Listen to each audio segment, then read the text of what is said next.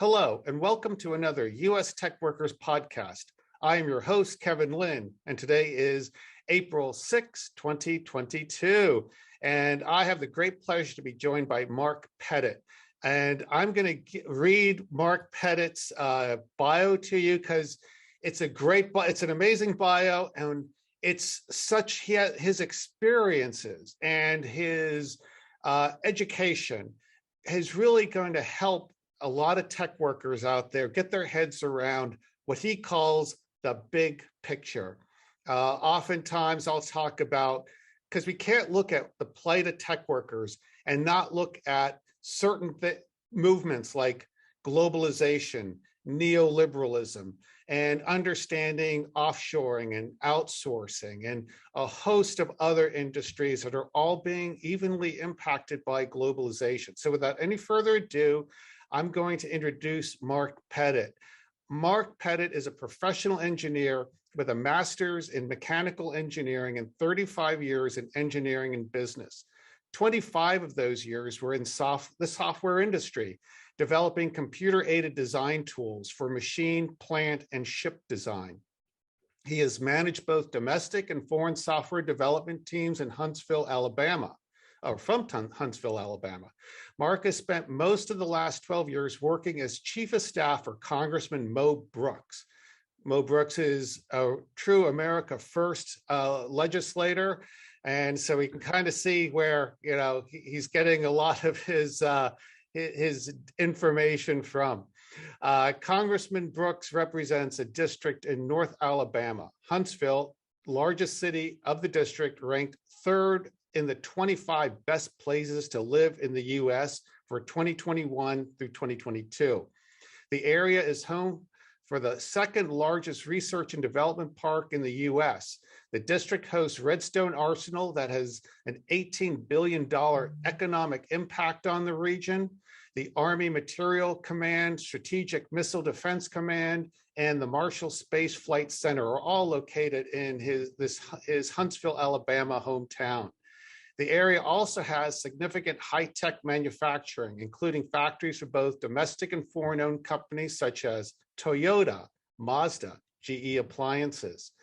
Bottom line is this: Mark is very familiar with the nexus of government, trade, immigration, and business, and which is why he really understands the subject that we're going to be discussing today. Mark, welcome to the show. Thank you. Glad to be here. Well, it's great to have you here, Mark. And I asked you to come on the show because you recently wrote a piece called The Big Picture. And for me, it's really important for people to understand what the big picture is, because, it's hard to oppose something if you don't really understand what you're dealing with. And I want to just start off with one paragraph that you had written there. And it states, and you state, just as the innocent who observed, but the emperor has no clothes, this recognition of reality risks ridicule by the wealthy elite. They want Americans to reject the concept of protecting the national interest as an ignorant moral failing.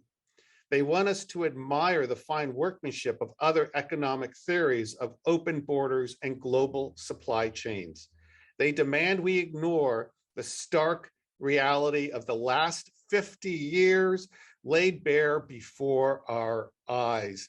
So, Mark, what's your problem with globalization?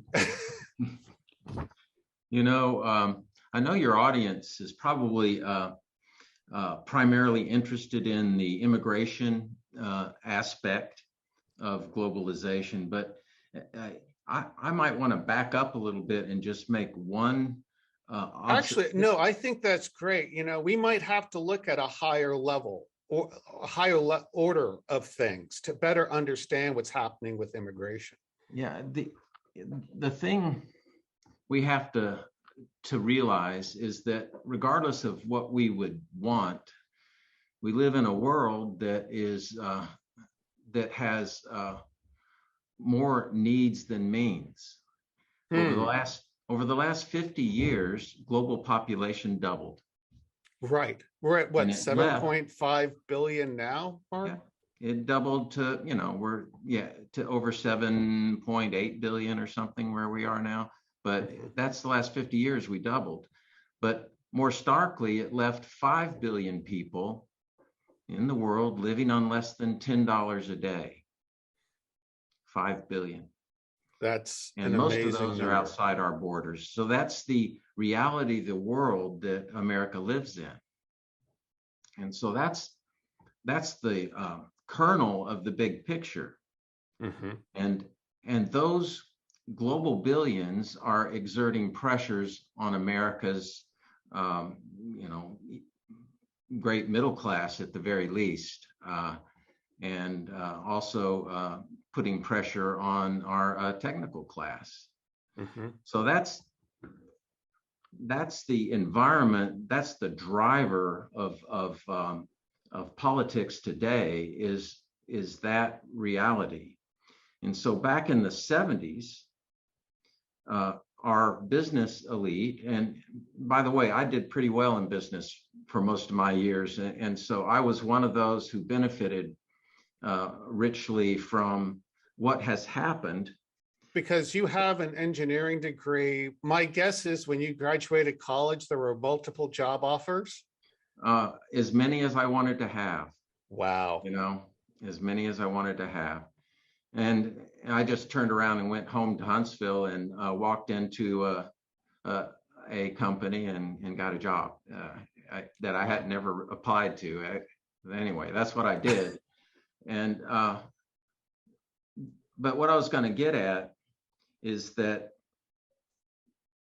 with the many billions of people seeking to improve their lives, they're competing for our stuff. In the 1970s, our business elite looked out there and said, we'd like to access the global labor market. And so they changed laws that dramatically increased both trade, the import of goods and people. That's the two ways in which foreigners can compete for your stuff, is either importing goods or people. That's the only two ways. It's the one, one coin, which is global competition for your stuff, and two means. And those means are either bringing it, so what American workers had to do is either compete with we have 90 million foreign-born and their minor children in the U.S. today. And that's of a population of 330 million. And that's probably even a greater percentage than at the turn of the 19th and 20th century, which was a marked huge influx of immigrants to the United States. Yeah, we're in the midst of the second big wave, and that wave has not stopped building yet, right? And so that's one impact is you bring someone in to compete with you for your resources, your land, your jobs. The jobs that are available, the tools, that's what jobs are a place where you have tools to produce something. It's interesting you say that, Mark, because in the back of my mind, I was thinking prices of assets like real estate go up, wages and benefits go down. When in this scenario, who's the winner, who's the loser in that? Yeah, well, that's what's happened. The other aspect is the import of goods, because if I don't bring someone here to use this tool, if I put the tool overseas and have a worker, a foreign worker, use those tools, then the American worker, has to compete against the foreign worker for the tools. And if I don't, under the competition for those tools, if I don't keep my wages low, the tool goes away, right? Absolutely. And so importing of goods, a net import or a trade deficit is a way in which the foreigners can compete for our resources here in America. But we can get more deeply in how that really happens later. But I'm anxious to do that. but it's pretty easy to understand that when you bring a person here, they're competing with you, right? Right. That's pretty straightforward. And You made me think there's a book by a man named Badgett. He's passed away, and it's called Deer Hunting with Jesus. And he's talking about he had moved back after a career when he retired to this town in West Virginia. And he would talk about the Rubbermaid plant, because a lot of the manufacturing had gone overseas by the time he'd returned home, but the Rubbermaid plant was still there.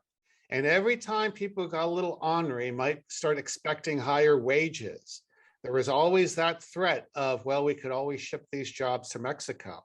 And then he began to see people showing up that didn't speak English. And the response that he had heard from people working there was like, I don't want to sound like a racist. And, and he's like, no, they're there to, like you're saying, they're there to take your job, and they will. So, yeah. So that's the challenge. How will we deal with this pressure of the global billions? And there's a couple of approaches to this.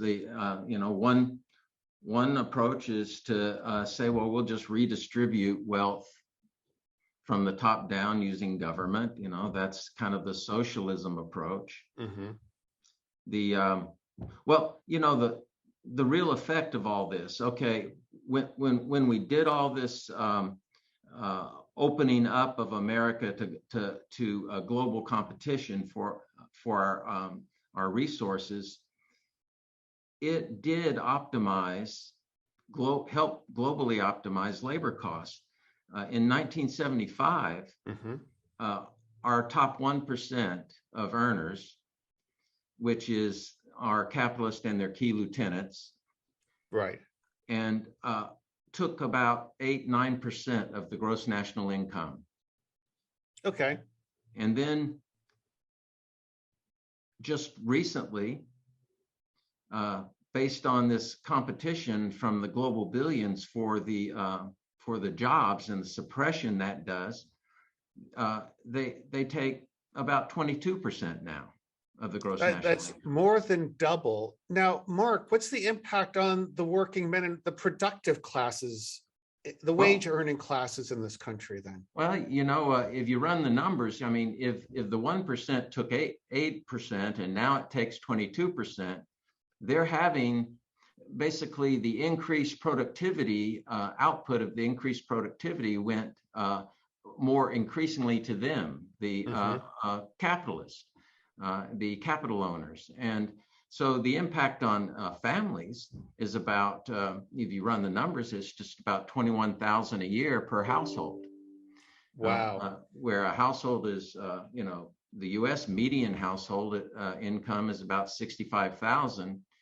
Well, you'd add another $21,000 on top of that if you had the same income distribution we had back in 1975. So this opening up of competition of the world's billions has advantaged the capital or over labor by transferring wealth from labor to capital. Can you help me understand more? Because obviously you were very much engaged in this whole period of time.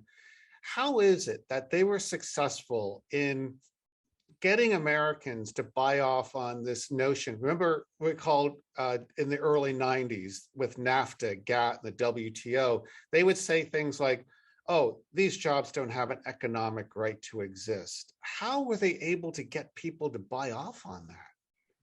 Well, the one way is to just want you to focus on the consumer side of things versus on the production side of things. They go, but the goods are going to be cheaper and we need the workers to grow our economy, right? Right. That's the story. We need these good workers to grow the economy if we bring them in. These goods are so cheap if we bring them in with a net trade deficit. Of course, if you had no trade deficit at all, if it was net zero, then there would be no impact on trade, on the competition for workers here.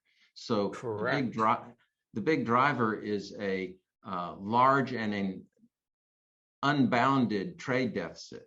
I believe in your paper, Mark, you said we were pretty balanced in the 1970s. And this was at a time when 75, it was balanced. Yeah. okay. And we were encouraging our allies in the free world to sell into our market, even with all that. But now it's in the $1 trillion a year is a typical trade deficit. Yeah, the goods trade deficit is over $1 trillion right now. And we have a little bit of a services trade surplus. So the overall trade deficit is 860 billion or something. But those services, you have to know that a lot of that is just foreigners traveling in the U.S. and using our hotels and that sort. And do things like, when we see these huge business outsourcing initiatives like in Hyderabad, India, where you have, IBM says they have a larger workforce outside the US than they do in the United States. And IBM, they're all the big accounting firms, the big financial houses like Wells Fargo, Citi, they're all overseas in low rent countries. How does that factor into all of this too? Well, when I was working in the software industry, I helped set up a software development center in Hyderabad. Actually, really, are you repentant of that? Well, if you're in business, you're a tiger, and a tiger has to do what a tiger does. You have to live in the environment that you're put in, and what I want to do is shape our environment that will advantage Americans. See, and so that the self-interest of us business people would then advantage Americans as a whole based on the environment we put them in. Which is really, that's in keeping with the philosophy of a lot of great Americans. Ross Perot would talk about that level playing field. That would, no one would be able to take advantage because it'd be level for everyone. Alexander Hamilton believed, he thought greed was good, but it had to be managed and pushed in the national interest. And obviously it hasn't been since for the last several decades. Certainly, we have imported large numbers of people. And let me make the point that they try to say that, okay, it'll grow the economy if we keep bringing people in. Well, from a fundamental, when I was a child, I gained weight every month, and that was a good thing. If I continued to gain weight every month, at some point I'd be 300 pounds and 400 pounds. It's a bad thing. At some point, you just got to stop growing population, or there's too much pressure on your environment and resources. And we can make a decision about where that number is, but the idea that you can continue to grow forever is demonstrably false, right? And still be comfortable.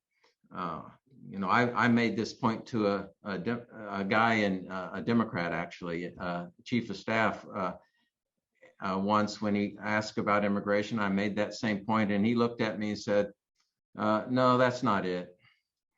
You just don't like brown people." Oh my gosh. What I love about your metaphor, it's like, okay, we can stop it when you got a little bit of a pudge, but if you're obese, you're going to be really unhealthy. And it's going to be much harder, to get back to optimal condition. It's really, It's a great metaphor. And there's billions. I mean, we could take 1 billion people and we'd be just like India. Right. With a tiny elite and a huge underclass. Oh my God. And there are people out there, people like Matt Yglesias comes to mind, who are like, wow, to be competitive, America needs 1 billion people. Are you going to want to live here with 1 billion people? Are we going to have the same standard of living? Probably not, huh? Well, our standard of living is driven by technology, not numbers of people. And so that's one point to understand. If I bring a person to the United States, it increases GDP if we give them tools that exist today. GDP will increase, but not GDP per person. Increased GDP per person happens when we develop new tools and more advanced technology. That increases the GDP per person, not just adding more people. And that's what we ought to be concerned about if as we grow the welfare of our society, is in growing the output per person, and also maybe having the output more shared prosperity across all our voting public.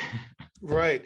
To delve a little more into that. So based on what you've told me, I'm going back to when we began in the 80s to transition from, because I remember, I was typing, CI reports on an IBM Selectric typewriter. And then I discovered WordStar, and then bought a Mac, an Apple computer, and had a really nice word processor on it. So that would be an example of that increase in technology, creating more product, making me more productive, correct? Sure. As well as, let's say, how milk is milked today. They have these automated barns where the cow just walks in, is automatically hooked up. Not a person touches that cow. It's milked. It knows what cow it was and how much milk it's giving. It eats and then leaves. Before, you had to have a person milking each one of those, and you don't anymore. Having grown up on a farm, I can tell you how much it takes to milk one cow. So yeah, so it truly is. But it technology doesn't change overnight in a huge country. It takes a while to permeate and replace all those old tools with new ones, and then you slowly grow your productivity, and that's how you develop a more prosperous country. So it's an investment in capital, CapEx. It's an investment in people, correct? It's not saying, all right, come on, everybody, come on in and you'll have a great time here. Let's rely on you to do that. And, a lot of people argue we should bring people to help those people. But if you import the world, then you have the world's problems. And if those people that you bring in are really going to advantage America, are we selfish to take them? I mean, the world needs their help. Mm-hmm. It's interesting you say that. Oh, go ahead. I'm sorry, I cut you off. Yeah, that's it. That you might think I'm being facetious about that, but the world's billions need their own tools. Right. I testified before Congress a little over a month ago on the topic of doctors without jobs and displacement of American doctors. For instance, every year, several thousand American citizens and lawful permanent residents don't get residencies at U.S. teaching hospitals. Although this year, over 4,300 foreign trained physicians got taxpayer funded residencies at U.S. teaching hospitals. We have this again, and what I pointed out to Congressman McClintock, who had invited me to speak, was that the benefit, the wage arbitrage, the hospital assistant thinks they're getting from this. But what about the sending country? In sub-Saharan Africa, they need doctors desperately. India needs doctors desperately. A lot of these countries, they invest a lot of money in these people, and they come here and they want to remain and live the American dream. But you're right, it creates this, quote unquote, brain drain around the world. And that's not helpful, for a healthy global economic environment. That can't be. No, it's not. They have to improve too. But we would like all sectors of our society to improve over time as this productivity, and not have it concentrate in one sector and in one. It's not healthy for a democracy. What if the system doesn't work for you and you can vote? You're going to change the system. Right. So for the last 50 years, our middle class has been stagnated, not getting better. And they're starting to think the system doesn't work for them, and they're casting about for something else to replace it with. Mm-hmm. And that's dangerous in that they might want to replace it with something that's even worse. So it's important to have shared prosperity in a democratic republic, and that Right. and your Absolutely. Americans, this idea of being interested, this quote America first notion, it's the idea that it's our responsibility to give a priority to our own interests, because our own interests are the only thing that we have power over. We don't have power over the world. And let me ask you a question. Imagine we had a global democracy. What do you think would happen to American resources subject to the vote of the billions in Asia? They would vote to further, better their own lot at our expense, correct? Yeah, well, that's what human nature says, and everybody understands that. So as soon as you answer that question as you did, you have to admit that this verboten or forbidden word protectionism is essential. I want to If we don't look after our own self-interest, no one else will. And it's our responsibility to do that. Absolutely, Mark. And I want to read a quote to the audience from your paper, and because I thought it was so beautifully stated. You said, rather than a moral pejorative, contempt, protection of America's general welfare is a moral imperative. The moral purpose of our nation is, in this imperfect world, is declared in the preamble of our Constitution. We, the people of the United States, in order to form a perfect union, establish justice, ensure domestic tranquility, provide for the common defense, and of course, under the Constitution of the United States, that's the preamble of the Constitution. And it gets back to what you said earlier about the only thing we can really control is what's within our borders, or, frankly, should be, and if we don't put if we don't prioritize Americans all in all of this, we're just, we have no one protecting our most vulnerable people here. I wanted to mention something about the trade issue. We can kind of understand that our wages can be controlled by the fact that I have to compete with a foreign worker. Like you said, either the factory might be moved if my wages are raised. So we can understand that. But then the question becomes, how can you run a persistent and long trade deficit? Why are people willing to send us goods for a fiat US dollar bill? I'm glad you brought that up, because I don't have the answer. Mark, help us. What's the answer? How long will this continue? I mean, they've been doing it for 50 years, sending us goods in exchange for our dollars. Well, here's what happens with those dollars eventually. Mm-hmm. Some of them are stuck in the mattress. They call it reserves. But those reserves have pretty much gotten to what they're going to get throughout the world. Mm-hmm. They use, in the end, the only place you can use those dollars is in the United States. So maybe somebody buys oil because petrodollars, the sheiks will sell oil for it, but the sheiks turn around and buy something here. Correct. And what do they buy? They buy our assets. So the only if they weren't interested in buying our assets, then they would have to buy our goods with it, and we'd have balanced trade. And balanced trade is just fine. That means production is trade is reciprocal, and my production is not affected by trade, and so my Competition for workers is not affected by trade. But when you have these huge trade deficits, $1 trillion goods trade deficit, it affects, that money comes back and they buy farmland, mines, companies that still make money. And the country that does that the most these days is China, correct? Yeah, who do you think owns GE Appliances now? GE Appliances is owned by the Chinese Communist Party?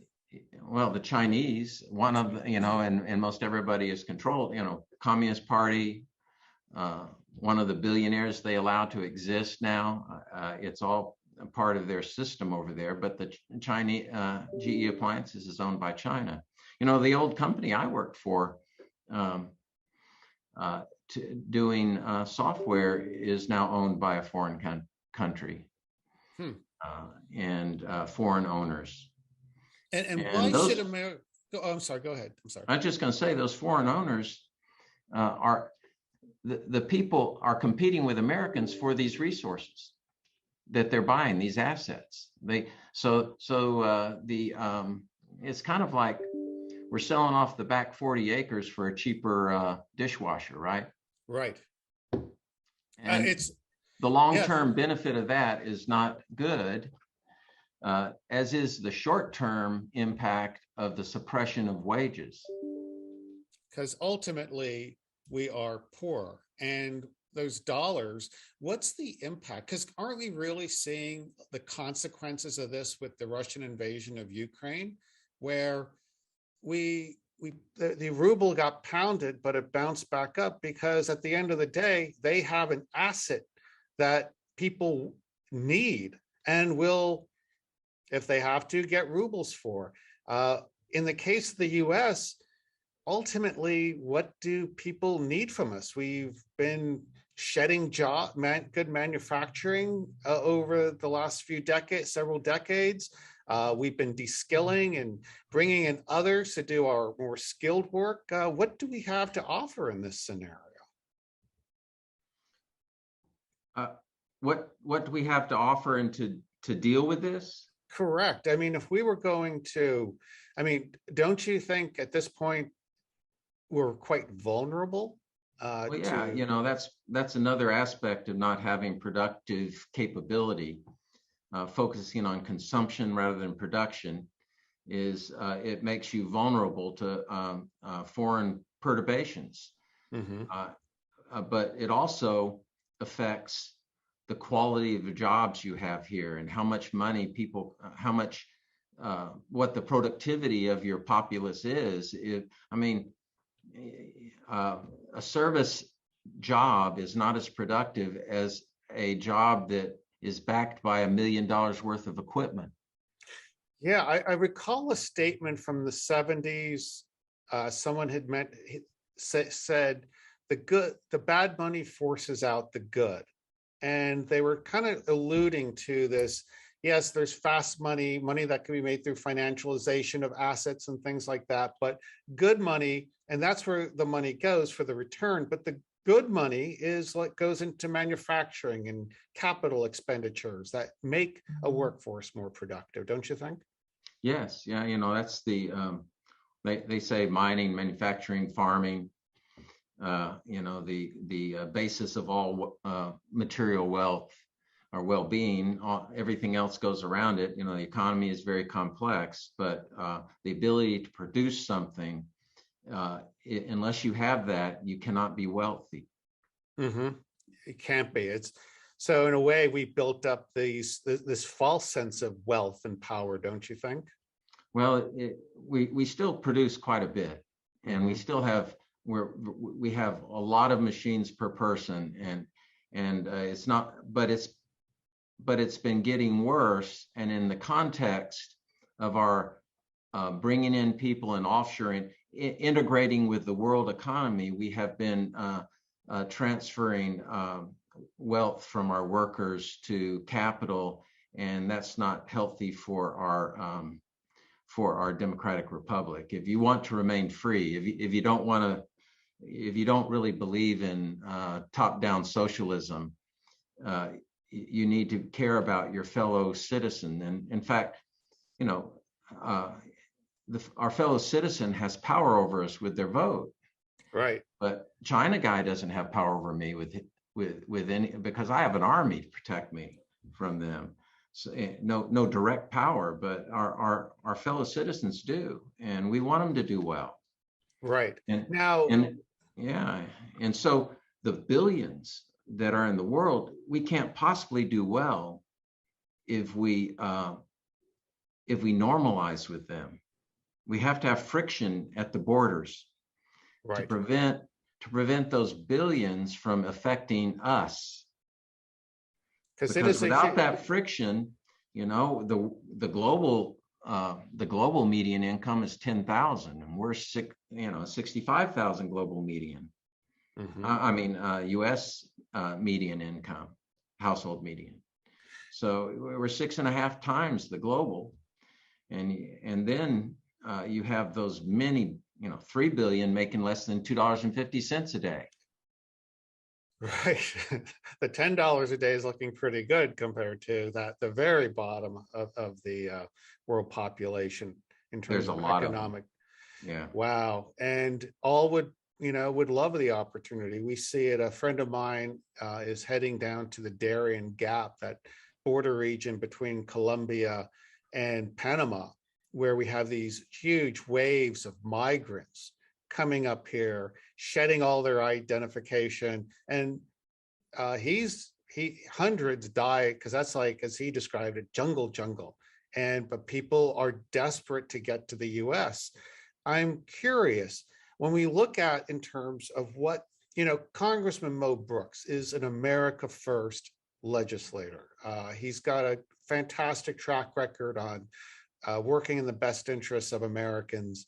From his viewpoint, as a legislator, he might have a lot of priorities, but what can he realistically do to work against these forces?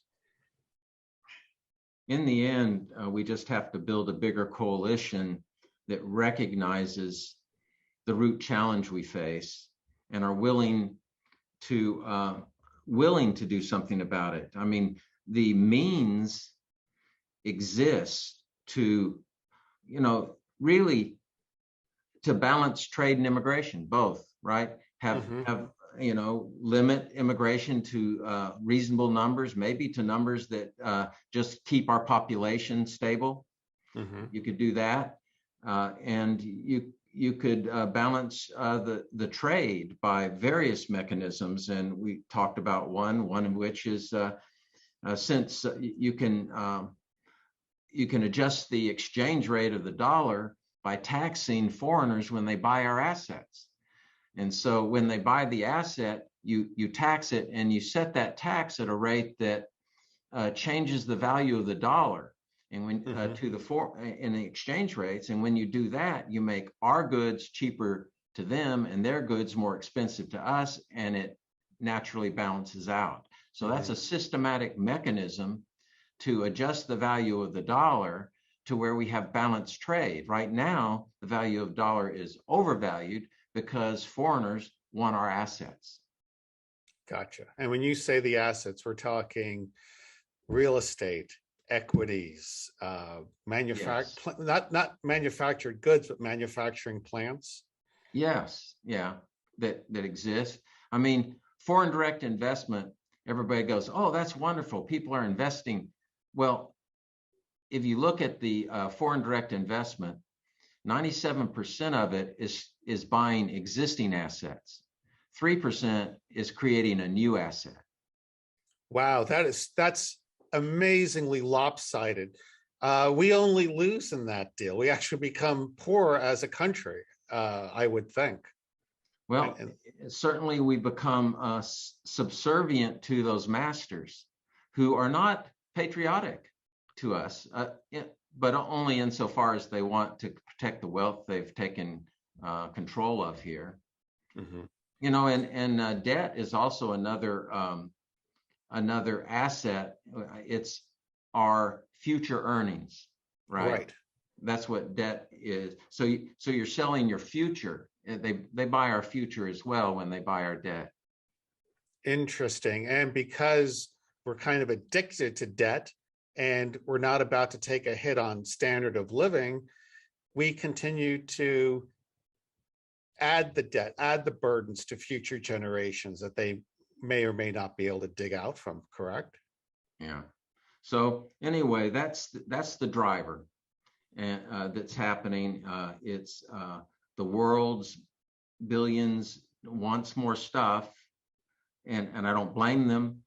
But the truth is, they need their own tools and they need their own good people, because they are poor. But we can't solve their problems by destroying our own people. No. And do you think, because I've heard this term de-skilling of America, and when we import labor, as we, in the case of, let's say, Disney, Northeast Utilities, Abbott Labs, there's dozens and dozens of examples where companies have outsourced their IT operations, back office operations like accounting and others, to these H-1B visa dependent companies. And they're H-1B dependent because the people that come here on these employment visas are happy to work for a lot less, with the opportunity that they might be able to get a pathway to citizenship. But the Americans are pushed out because they're viewed as being expensive, undeserving, and expendable. How do we fight back against something like that, Mark? Well, with our vote. Mm-hmm. With our vote and supporting candidates that understand what's going on and have the backbone to do something about it. It just unfortunately at this point, most of our big business is invested in globalism and continued accessing of this global labor pool, mm-hmm. and allowing them, the global oligarchs, to compete for our assets and take our assets. They're just invested in that, and so we need a kind of a citizens movement to focus on the general welfare of America in context of the reality of the world, and that's sometimes people feel that's kind of harsh, right? But I get back to the fact that symbiotic relationships are good, parasitic relationships are bad. Correct. For the host, mm-hmm. and we deserve, and ultimately bad for the parasite too, yeah. Because they lose the host, will they find another one? And I believe our country and our people and our children deserve to have symbiotic relationships with the rest of the world, and not be sacrificed, and let them, let the world develop systems and morals that allow them to advance like we did. Right. There's no one has to have, like, we went through an industrial revolution that was pretty harsh for the workers. There was a point where many people that immigrated to the US, conditions were so bad in places like Chicago, New York City, they actually returned to their home countries. Not everyone has to go through that. And so, but we seem to want to export everything to these low rent countries and get, drive the wages and benefits down. It's really tragic on so many levels. It is. And, that's why we have a surging socialist movement now. And mm-hmm. we also, I call them the cheap labor lobby on the Republican side. They're the Chamber of Commerce, quote, Republicans seeking to optimize labor costs. They want to keep the status quo. And so there's a movement, in reality, free enterprise works best when you have a labor shortage. It just Right, does. because it's all supply and demand, correct? Yes. And when you have a labor shortage, then everybody shares in the improvement that you get year after year. And I've been, I was talking to this business owner just today where he said, we need more workers. We could use 300. I said, well, but if you add 300 at today's technology, does that help the overall GDP per person? Interesting. Just because you could add another person and if you added it today's technology, what good does that do? I mean, why do you need it? It's interesting you say that, because it reminded me of a conversation I had with a tech worker who had been displaced at Northeast Utilities. And he had been there for a long time. He was in, I believe, his early 60s at the time when he was displaced. And he had talked about in the 70s, he was working for an insurance company and he was doing something completely unrelated to IT. And they approached him and said, look, would you like to learn about computers? Because we will send you to IBM for a couple months for training, and then you can come back here and then you could administer the data. And that's what companies did. It seemed to be an issue, for a company. It was I'm going to invest in these workers, as opposed to, gee, what can I do to, follow this profit or this efficiency model that you had mentioned? I'm going to invest in this worker and I'm going to get higher productivity versus, hey, how can I squeeze out the most efficiency, in my operations? Yeah. Yeah. And that if you have a labor shortage, it drives investment in new tools and better ways of doing things. And we're all better off over the long haul. Right. Right. And that's the virtuous nature of a quote labor shortage. And so I'm happy that that low income people's income is rising now. Because there's if you can't get the get job they have, they'll make more money. And the company will invest in systems to make the company more productive, as opposed to this. And it's kind of a virtuous cycle, don't you think? I do. I do believe it's a virtuous cycle. And, immigration, there was a time when the country was empty, except, to steal from the Indians. I guess we did, the Europeans came and conquered that virtually empty land. And some people claim we have plenty of room to pack in another 500 million people. But I don't want to live in New York City. And, right. And the pressure on the environment is undoubtedly more. What's the purpose? Absolutely. In fact, our Progressives for Immigration Reform group, we did an actual environmental impact study on immigration and the increase in population, which led to increase in urban sprawl, which led to a loss of the ecosystems that wildlife depend on, impact on our natural resources like water, clean air, forest, all of these things that we need to survive at the very least, and at the most, have a great quality of life. And yet we seem to be undermined. And I love your metaphor about the overweight guy, because what I've found in this, and I have a pretty thick hide. So when someone says, oh, you're an immigration restrictionist, so you're a racist, a lot of people don't know how to come back on that remark. They don't want to be seen as a bad person. Yet, as you had mentioned, the pejorative, this moral pejorative that the elites have put us in, where we're afraid to look out for our own best interest. It's really tragic. You got to give it to them. It's worked. Yeah. It's like, come back again, sucker. We'll sell you again. It's interesting. Are you familiar with Wendell Berry? No, I'm not.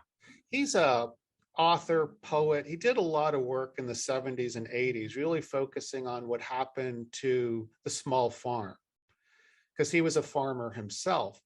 And he had talked about in the 70s, they had that get big or get out program.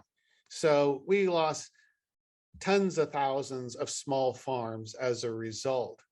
And I just think they took that template and then in the 90s, they put it on to manufacturing, you know, and then they took that same model and then they put it on services like IT and everything, you know, all this drive for efficiency. And as Wendell Berry said, the term agriculture is, there's culture, it supports a huge system of families and communities and governments and all these other systems, you know, that work in a bit of harmony. But when you try to drive in, bring, you know, make everything big and efficient, it just seems to drive out the, you know, what we should be, the values we should be focusing on. Well, maybe, you know, I don't mind efficiencies personally.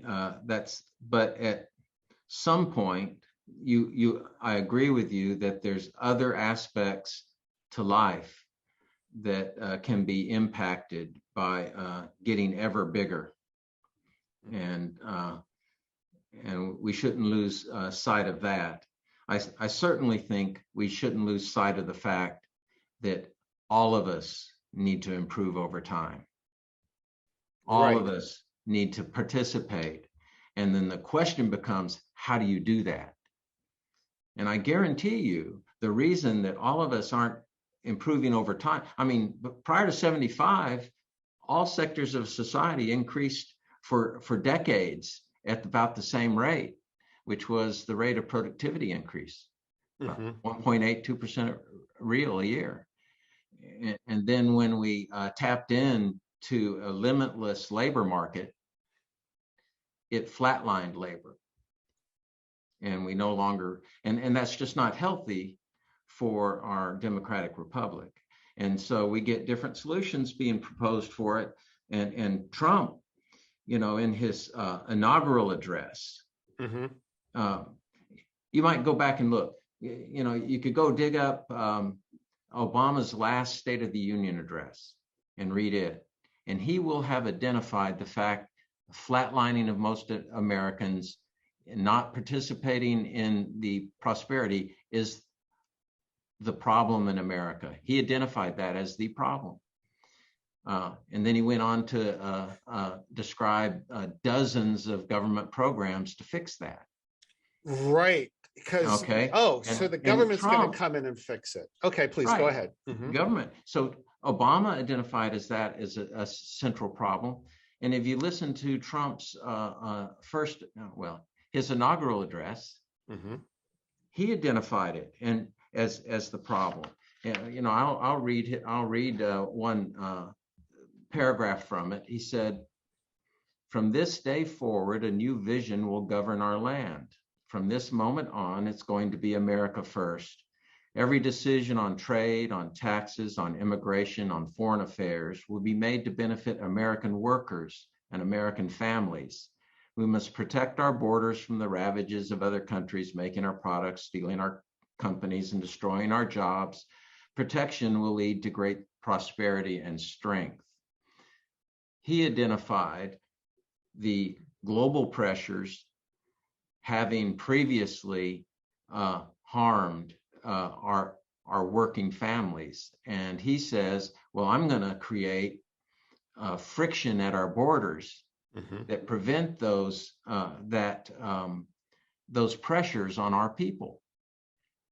And as soon as we get an agreement that that's moral and appropriate thing to do is to protect our people. I mean, the word protectionism has been made a dirty word by decades of media.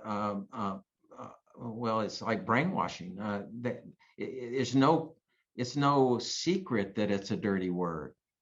Right. It's because I remember in the early 90s when I was with Ross Perot, that you'd be called, oh, you're a protectionist. I was like, Well, yeah, there's a lot to protect when you look at it. Exactly. And if we don't protect, who will? Correct. Right. Because And it so, just seems to me the tragic thing there is congressmen like Mo Brooks seem to be the minority voice in all of this, and they should be the majority voice, don't you think? well, there's a growing movement of people who don't want government control of everything.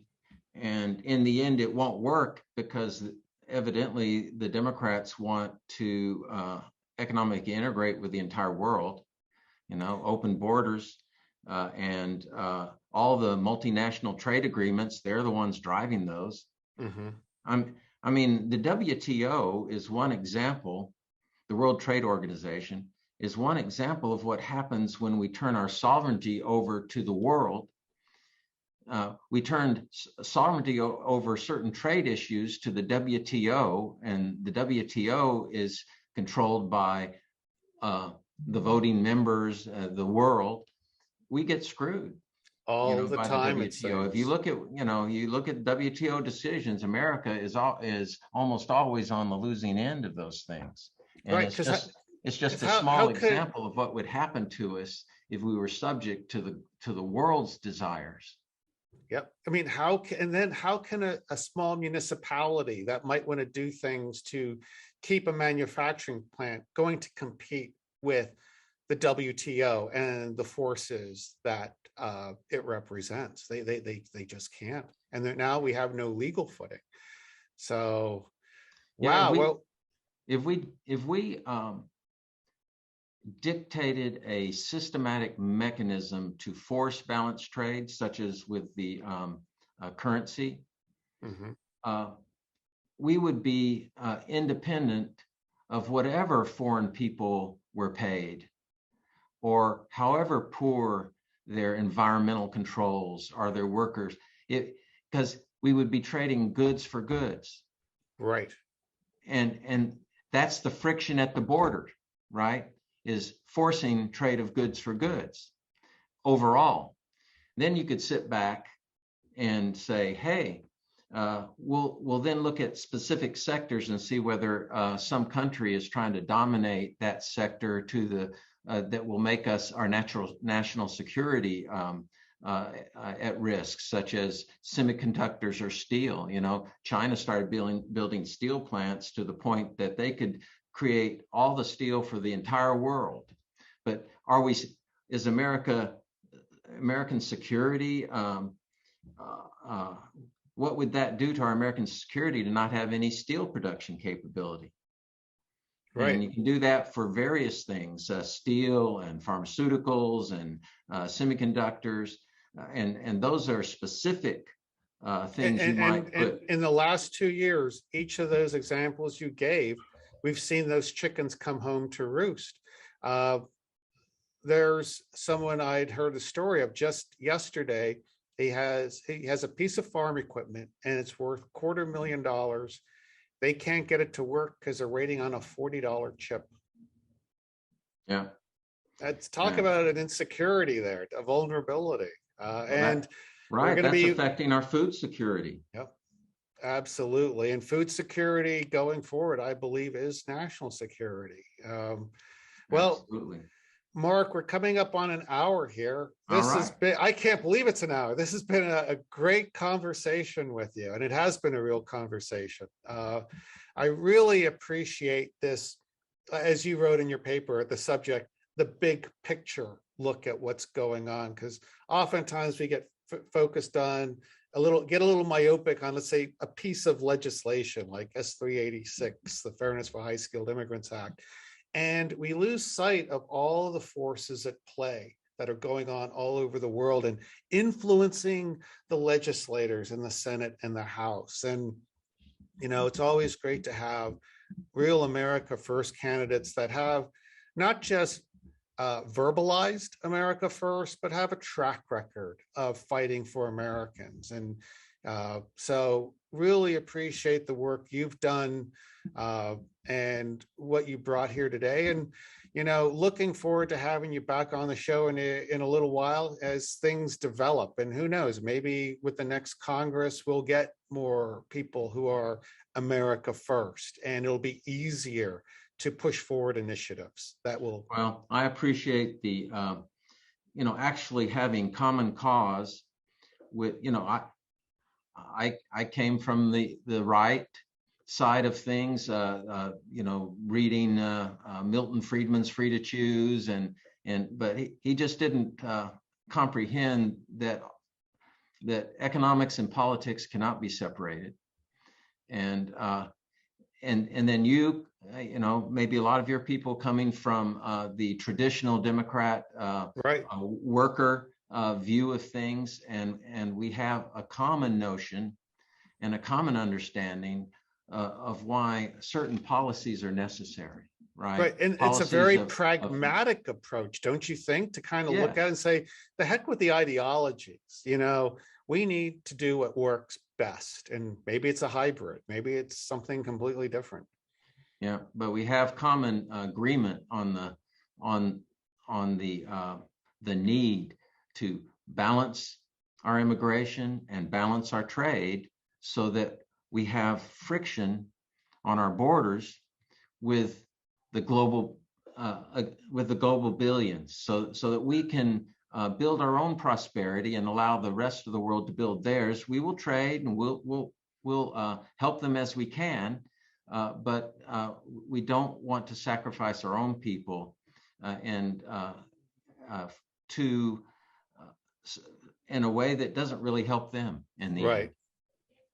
Great. Well, I hope Americans wake up and they support politicians that have their best interests in mind, and they're not, I was listening to a book, Civil Disobedience by Curtis White, and he used this phrase. He said, "We won and they tried to embarrass us for it." And I was thinking, we were right about NAFTA, GATT, the WTO, and so many other things. And they try to make us embarrassed for being right. It's just awful. Well, again, Mark, thank you. Thanks so much for being on the show. All the best. It's great to see that, the congressman has such wise and experienced counsel with him, and looking forward to great things from the congressman. Take care now. Bye-bye. Bye.